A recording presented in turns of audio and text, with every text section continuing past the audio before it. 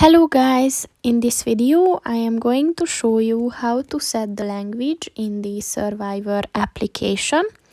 But first I just want to mention, don't forget to subscribe to my channel, because at 10,000 subscribers I am going to show you my whole YouTube revenue statistics and growth strategy, as well as how to make money online. Let's jump into it. First of all, open the application on your phone. Then click on the three lines at the top of the page on the left. And then click on the settings button. And at the language section, just click on the yellow box. And if you scroll down, you will see all the languages that you can set for this application.